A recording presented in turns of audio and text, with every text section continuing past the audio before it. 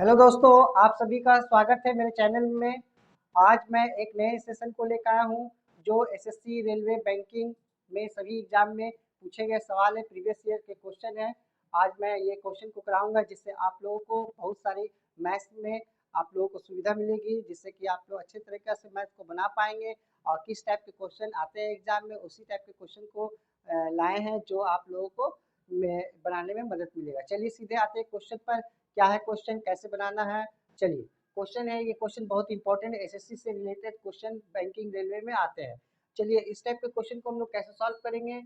देखिए, दो संख्या का योग 60 है और उनके मसा और लसा क्रमशः 12 और 72 है, तो दोनों संख्या का व्युत्क्रम का योग क्या होगा? व्युत्क्रम का मतलब उसका रेसिप्रोकल क्या होगा? तो आपको यहाँ पर दिया हुआ है मसपा दिया हुआ है। मसपा आपको दिया हुआ कितना? मसपा 12 दिया हुआ है और लसपा दिया हुआ है आपको 72। मसपा 12 और लसपा 72 दिया है। अब बोल रहा है कि दोनों संख्या का व्युत्क्रम का योग क्या है। तो मान लीजिए कि संख्या आपका हो गया, दो संख्या मान लीजिए ए और बी है।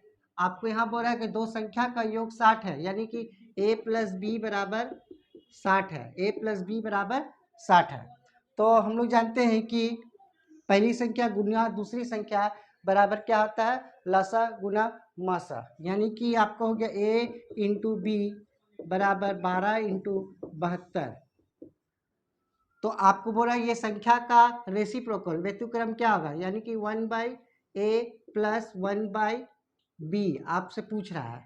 1/a प्लस 1/b बराबर क्या होगा? तो यहाँ पर आप एलसीएम लीजिएगा तो ये आपको मिलेगा ए बी, यहाँ हो जाएगा b प्लस ए। देखिए b प्लस ए या a प्लस बी कितना है आपका?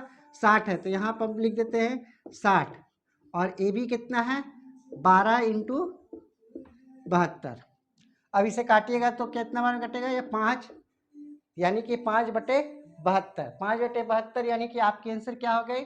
बी हो गई। इसको नोट कर लीजिए और हम लोग आते हैं नेक्स्ट क्वेश्चन। चलिए 2 नंबर क्वेश्चन पर आते हैं। 2 नंबर क्वेश्चन क्या है, इसे हम लोग कैसे बनाएंगे? चलिए 2 नंबर क्वेश्चन को पढ़ते हैं। पहले, एक रस्सी को 3 अलग अलग भागों में विभाजित किया गया है। पहला भाग पूरी लंबाई का 1/5 है, दूसरा भाग पहले भाग का 3/2 है, तीसरा भाग रस्सी का कितना हिस्सा है? यानी कि कोई रस्सी है उसे 3 बराबर भाग में बांटा गया है, 2 भाग की लंबाई दिया गया है, एक भाग का लंबाई निकालना है। चलिए देखिए, मान लीजिए कि एक रस्सी का 3 अलग अलग भाग है, तो यानी कि रस्सी की लंबाई मान लीजिए रस्सी की लंबाई आपका कितना हो गया? रस्सी की लंबाई मान लीजिए 1 है। रस्सी की लंबाई मान लीजिए 1 है। अलग अलग भागों में विभाजित किया गया है। पहला भाग पूरी लंबाई का 1/5 है, यानी कि पहला रस्सी का पूरा लंबाई अगर 1 है तो पहला भाग पूरी लंबाई का 1/5 है, यानी कि पहला भाग फर्स्ट पार्ट जो है आपका पूरी लंबाई का यानी 1 का कितना है? 1/5 है। अब बोल रहा है कि दूसरा भाग पहले भाग का, यानी कि सेकेंड पार्ट जो है, सेकेंड पार्ट पहले भाग का 1/5 भाग का 3/2 है, यानी कि ये हो गया 3/10। अब आपसे पूछ रहा है तीसरा भाग रस्सी का कितना हिस्सा है। तो हम लोग पूरे से ये दोनों को अगर घटा देंगे तो हमारा तीसरा भाग निकल जाएगा, यानी कि थर्ड पार्ट आपको निकालना है। तो क्या कैसे करना है? 1 से पूरे ई दोनों को जोड़कर 1/5 प्लस 3/10 घटा देना है। इसका एलसीएम लीजिएगा तो 10 हुआ, 5 से इसे कीजिए तो 2 और ये 3, तो कितना हो गया? 5 दूनी 10, 2 का 2 और 10 से 3, यानी कि आपकी हो गई 1 माइनस 5/10। तो आप घटाइएगा तो कितना होगा? 4/10। 2 से इसे काटिए, 2×5 = 10, यानी कि आपकी आंसर कितना हो गई? 2/5। 3/10 और 1/5, 10 एलसीएम लिए, 5 का 5, 2 और 10 से काटेंगे तो 3 है 2 5, 1/2, यानी कि यहाँ पर हम लोग का 10 का 10 में से 5 गया 5। यहाँ पर आपका गलती हो रहा है, यहाँ पर क्या हो जाना चाहिए? 5/10, यानी कि 1/2 आंसर, यानी कि आपकी कितनी हो गई? 1/2 2 आंसर, इसे नोट कर लीजिए। और चलिए हम लोग आते हैं नेक्स्ट क्वेश्चन में। चलिए ये क्वेश्चन नंबर 3 है। ये क्वेश्चन नंबर 3 में क्या बता रहा है? क्वेश्चन नंबर 3 क्या है कि किसी समचतुर्भुज के आसन कोण का अनुपात दिया हुआ 3:6 है। समचतुर्भुज के सबसे छोटे कोण का माप क्या होगा? तो इसको हम लोग समचतुर्भुज का छोटे कोण का माप क्या होगा? ये समचतुर्भुज है, तो माना कि समचतुर्भुज का एक कोण यहाँ पकड़ लीजिए आप, कितना है? 3x है। और आसन कोण आपका कितना है? 6x है। आसन कोण 6x है। समचतुर्भुज के आसनों कोण का योगफल कितना होता है? 180 डिग्री होता है। यानी कि हम लोग जानते हैं कि समचतुर्भुज के आसन कोणों का योगफल कितना होता है? 180 डिग्री। हम लोग लिख सकते हैं कि 3x + 6x = कितना? 180 डिग्री। तो आपका 9x = कितना हो गया? 180 डिग्री। इसे काट दीजिएगा, 9 दूनी 18, 20 डिग्री। आपसे पूछा समचतुर्भुज के सबसे छोटे कोण का माप क्या होगा? तो सबसे छोटा कोण का माप क्या होगा? 3x है, तो इसे 3 × 20 कर दीजिए, यानी कि आपका कितना डिग्री हो गया? 60 डिग्री। यानी कि आपके आंसर हो गए 60 डिग्री। सी नंबर आंसर हो गया। चलिए हम लोग आते हैं नेक्स्ट क्वेश्चन में। चलिए 4 नंबर क्वेश्चन पर आते हैं। 4 नंबर क्वेश्चन क्या है? श्वेता और हरीश ने 28,000 की आय के साथ एक परियोजना को पूरा किया। इस परियोजना में श्वेता ने 20 दिन तक काम किया और हरीश ने 30 दिन तक काम किया। यदि उनकी दैनिक मजदूरी का अनुपात 5:6 है तो श्वेता का हिस्सा कितना है? इस टाइप का क्वेश्चन को हम लोग कैसे बनाएंगे? देखिए आपको यहाँ पर रेशियो दिया है 5:6। ये क्या है? दैनिक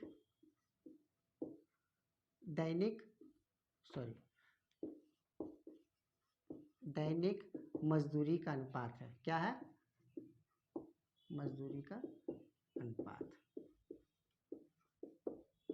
ये किसका दिया है? 5 और 6। ये श्वेता है और ये हरीश है। श्वेता और हरीश का दैनिक मजदूरी का अनुपात 5:6 है, जो कि श्वेता ने 20 दिन तक काम किया और हरीश ने 30 दिन तक काम किया। तो यानी कि दिनों का अनुपात कितना है? दिनों का ये लोग कितने दिनों तक काम किया है? ये देखिए श्वेता ने 20 दिन तक किया है और हरीश 30 दिन तक किया है। दिनों तक किया गया कार्य।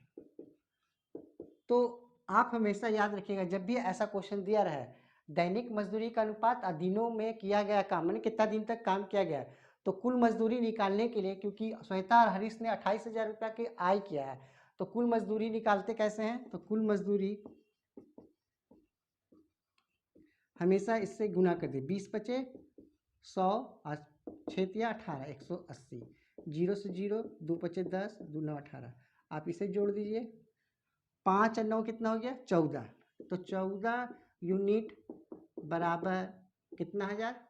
28,000। 14 यूनिट बराबर 28,000। तो 1 यूनिट बराबर, आपसे किसका पूछ रहा है? तो श्वेता का हिस्सा कितना है? तो श्वेता का हिस्सा कितना है? 5 है, इंटू 5। 14 दूनी 28, यानी कि आपकी हो गई 10,000 रुपया। यानी कि 10,000 रुपया सी नंबर आंसर। यानी कि श्वेता का हिस्सा कितना हुआ? 10,000 रुपया। इसको आप नोट कर लीजिए और हम लोग आते हैं नेक्स्ट क्वेश्चन पर। चलिए 5 नंबर क्वेश्चन पर आते हैं। 5 नंबर क्वेश्चन क्या है? 5 नंबर क्वेश्चन है कि 50 लड़कियों और 70 लड़कों की एक कक्षा में एक संगीत कार्यक्रम प्रयोजित किया गया। यदि 40% लड़कियों और 50% लड़कों ने कार्यक्रम में भाग लिया तो कक्षा का लगभग कितना प्रतिशत हिस्सा कार्यक्रम में उपस्थित था? आपको बताना कि टोटल स्टूडेंट का कितना प्रतिशत हिस्सा आपका प्रोग्राम में उपस्थित था। तो चलिए देखिए, लड़कियां कितना है? लड़कियां 50 और लड़कों का कितना है? 70। ये लोग क्या किया? कक्षा में संगीत कार्यक्रम में भाग लिया। ये लोग भाग लिया, कार्यक्रम में भाग लिया, नहीं सॉरी, यहाँ पर आपका लड़कियां 50 है और लड़कों का अनुपात मान लीजिए 50 और 70 है। टोटल कितना हो गया? कुल हो गया आपका 50 + 70 जोड़ दीजिए, यानी कि टोटल स्टूडेंट हो गया 120। लड़का और लड़की टोटल मिला के 120। अब उसमें यदि 40% लड़कियां और 50% लड़कों ने कार्यक्रम में भाग लिया, कार्यक्रम में भाग लेने वाले की संख्या दिया है, भाग लिया लड़की कितना परसेंट 40% और लड़का 50%, तो यानी कि 50 का 40% यानी कि 20 और इसका 50% 35, टोटल कितना भाग लिया 55। आपसे पूछा लगभग कितना प्रतिशत हिस्सा कार्यक्रम में उपस्थित था, तो कक्षा का, तो यानी टोटल 55 है, भाग लिया संख्या टोटल 120 है, भाग लेने वाली की संख्या 55 और टोटल संख्या हो गया 120। प्रतिशत निकालने के लिए 100 से गुना कर दिए, 0 से 0 इसे काट दीजिए, 2 पचे 10, 2 छक 12, अब 5 से काट गुना कीजिए, 5 पचे 25, 5 पचे 25 से 2 27, 6 से काटिएगा तो 45.83%, 45.83% लगभग 46 आंसर। इसे आप लोग नोट कर लीजिए। चलिए हम लोग आते हैं नेक्स्ट क्वेश्चन। चलिए क्वेश्चन नंबर 6 में आते हैं। क्वेश्चन नंबर 6 कंपाउंड इंटरेस्ट और सिंपल इंटरेस्ट मिला के क्वेश्चन है। इसको हम लोग बराबर कैसे बनाते हैं चलिए देखते हैं। ये बार बार एसएससी में पूछे जाते हैं इस टाइप के क्वेश्चन। देखिए, एक धनराशि का 10% वार्षिक दर से 2 वर्ष का साधारण ब्याज दिया हुआ है। 10% की दर से 2 वर्ष का साधारण ब्याज 500 दिया हुआ है। आपसे पूछा समान समय के लिए समान दर पर समान राशि पर चक्रवृद्धि ब्याज क्या होगा। तो जब भी आपको साधारण ब्याज दिया रहे तो आप हमेशा याद रखिएगा कि R into T, R into T कीजिएगा तो कितना होगा 10% इंटू 2, तो यानी कि हो गया ये 20%। ये क्या हो गया SI की दर से 20%। लेकिन आपको बोला समान समय के लिए समान दर पर समान राशि पर चक्रवृद्धि ब्याज क्या होगा। 2 साल का चक्रवृद्धि ब्याज निकालने के लिए आप हमेशा परसेंटेज को ब्रेक कर लीजिए, फ्रैक्शन में ला लीजिए 1/10। तो देखिए पहला साल 10, तो पहला साल आ गया 11, साधारण ब्याज अगर 10 है तो पहले ही साल 11 हो जाएगा, फिर 10 फिर 11, इसे गुना कीजिए और इसे गुना कीजिए। देखिए 10 दें 100, 11 11 121, 11 11 121, इसको घटाइएगा कितना का 21 का आपका जो हुआ CI हो गया, यानी कि 21 जो हुआ आपका 21% CI से। तो आपसे बोल रहा है कि CI क्या होगी, तो आप लिख सकते हैं कैसे कि 20% बराबर आपका कितना हो गया 500 रुपया, तो 1% बराबर इतना, तो 21 बराबर कितना, 0 से 0 से काट दीजिए, 2 पचे 10, 25 बार में इसे गुना कीजिए 525 रुपये, यानी कि आपकी हो गई 525 रुपये आंसर। चलिए इसे आप लोग नोट कर लीजिए और हम लोग आते हैं नेक्स्ट क्वेश्चन। चलिए 7 नंबर क्वेश्चन है, टाइम एंड वर्क का क्वेश्चन है। इसको हम लोग कैसे बनाएंगे, देखिए ए किसी कार्य को 12 दिन में पूरा कर सकता है, बी ए की तुलना में 20% कम कार्य कुशल है, तो बी का कार्य पूरा करने में कितना दिन लगेगा। तो इस टाइप के क्वेश्चन को करने के लिए क्या करेंगे हम लोग कि आपका इफिशिएंसी दिया हुआ, मान लीजिए कि ये ए है और ये बी है। आपका ए किसी कार्य को 12 दिन में करता है, यानी कि अगर ये 100 काम करता है तो उससे 20% कम कार्य कुशल कौन है, बी 80 काम करता है। तो इसको 0 से 0 काटिए, 2 पचे 10, 2 चौके 8। अब बता रहा है कि बी ए की तुलना में 20% काम कार्य कुशल है, बी को कार्य पूरा करने में कितना दिन समय लगेगा। ए किसी कार्य को कितना दिन किया है 12 दिन, तो ए किसी कार्य को 12 दिन किया है, यानी कि ये इसे 12 दिन किया, तो इसको कितना लगा 60। तो आपसे पूछा बी को कार्य को पूरा करने में कितना दिन लगेगा, तो बी का एफिशिएंसी कितना हो गया 4, इसे 4 से भागा दीजिए, यानी कि हो गया ये 15। तो बी को कितना दिन लगेगा, बी को आपको 15 दिन लगेगा। चलिए इसे नोट कर लीजिए और हम लोग आते हैं नेक्स्ट क्वेश्चन।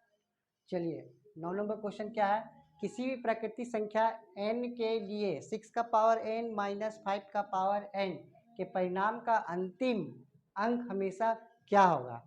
देखिए प्राकृतिक संख्या n के लिए मान लीजिए यहाँ पर आपको दिया हुआ क्वेश्चन में 6 का पावर n माइनस 5 का पावर n, प्राकृतिक संख्या क्या होता है, प्राकृतिक संख्या 1 2 ऐसे करके होता है, 1 2 3 4 ऐसे प्राकृतिक संख्या।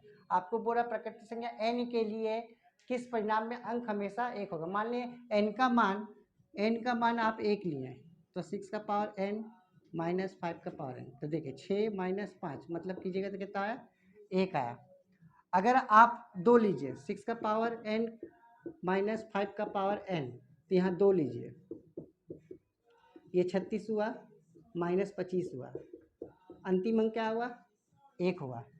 तो हम लोगों को जानना जरूरी है कि किसी भी 6 का पावर में कोई भी प्राकृतिक संख्या रखेंगे, यानी कि 6 का कोई भी प्राकृतिक संख्या n का वैल्यू रखेंगे तो हमेशा याद रखना है उसका यूनिट डिजिट क्या आएगा? उसका यूनिट डिजिट 6 आएगा। अगर हम लोग 5 का कोई भी प्राकृतिक संख्या पावर रखेंगे, 5 का कोई भी प्राकृतिक संख्या का पावर रखेंगे तो उसका भी यूनिट डिजिट कितना आ जाएगा? 5 आएगा। तो इसको जब भी घटाइएगा तो आपका क्या आएगा? 1 आएगा। यानी कि आपसे पूछ रहा अंक हमेशा क्या होगा? तो अंक हमेशा क्या होगा? 1 होगा। चलिए हम लोग आते हैं नेक्स्ट क्वेश्चन पर। चलिए क्वेश्चन नंबर 10 क्या है देखिए। क्वेश्चन नंबर 10 बता रहा है कि आप वह छोटी से छोटी संख्या ज्ञात कीजिए जिसे 4 अंकों की सबसे छोटी संख्या में से घटाने पर प्राप्त पूर्ण वर्ग होगा। तो 4 अंकों की सबसे छोटी संख्या क्या होती है? 4 अंकों की सबसे छोटी संख्या आपका 1000, 1 और 3 जीरो। तो 4 अंकों की छोटी संख्या क्या घटाएंगे? तो हमेशा याद रखिएगा इस टाइप का क्वेश्चन में 4 अंकों की छोटी संख्या हो गया 1000। अब पूर्ण वर्ग करने के लिए 2 का डिजिट कर लिया। अब इसे हम लोग क्या करेंगे? 3 तिहाई 9 लिए, 1 और डबल जीरो उतारते हैं। अब देखिए यहाँ पर 3 यहाँ रखेंगे, यहाँ पर भी 3 रखेंगे, सॉरी 3 तिहाई 9 यहाँ रखें, यहाँ 1000 100 और इसे 3 जोड़ दीजिए, ये हो गया 6। अब कितना रखेंगे? यहाँ पर 1 रखें, यहाँ 1 रखें तो 1 1 का 1 6, यानी कि 39। 1000 में आप अगर 1000 में 39 अगर घटाइएगा तो कितना होगा? 961। 961 यानी कि ये क्या है? पूर्ण वर्ग संख्या है। ये एक पूर्ण संख्या है। तो कितना घटाया है? तो 39 घटाए हैं। 39 घटाए हैं तभी एक पूर्ण वर्ग संख्या होंगी। चलिए इसी तरह का वीडियो को देखने के लिए मेरे चैनल को सब्सक्राइब कीजिए, लाइक कीजिए और ज़्यादा से ज़्यादा शेयर कीजिए।